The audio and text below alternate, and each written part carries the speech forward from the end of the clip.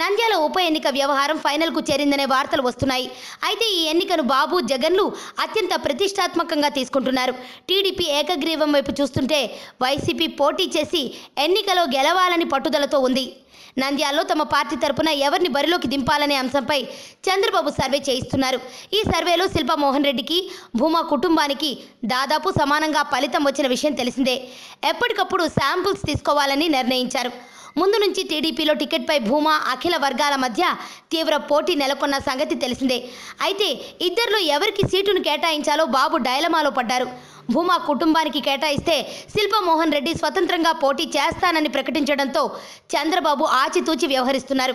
అయితే ఎవరికి కేటాయించాలో సొంతంగా సర్వేలో మాత్రం ఆశ్చర్యకర ఫలితాలు వచ్చాయి. మొత్తానికి అభ్యర్థి ఎంపిక చంద్రబాబుకు ఇబ్బందికరంగానే మారింది. సర్వేలో ఇరువురు నేతలకు సమానంగా ఫలితాలు రావడంతో పాటు మరిన్ని ఆసక్తికర విషయాలు వెల్లడయ్యాయని తెలుస్తోంది. ఇక టీడీపీలో శిల్పా మోహన్ రెడ్డి, అఖిల సోదరుడు బ్రహ్మానందరెడ్డి రేసులో ఉన్నారు. వీరి ఇరువురిపై చంద్రబాబు సర్వే చేయిస్తున్నారు. ఎప్పటికప్పుడు సర్వే నివేదికలు తెప్పించుకుంటున్న చంద్రబాబు చివరకు ఎవరి వైపు మొగ్గు చూపుతారనేది ఆసక్తికరంగా మారింది. భూమా పార్టీ మారినా ఇంకా కొంత క్యాడర్ వైసీపీతోనే ఉన్నట్లు గుర్తించారు.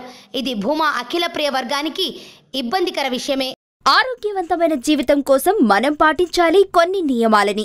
చిన్ని చిట్కాలతో చింతలేని జీవితాన్ని ఎలా గడపాలి అనే దానికి వీక్షిస్తూనే ఉండండి మన ఆరోగ్యం యూట్యూబ్ ఛానల్. మరిన్ని ఆరోగ్య సూత్రాలకు సబ్స్క్రైబ్ చేసుకోండి.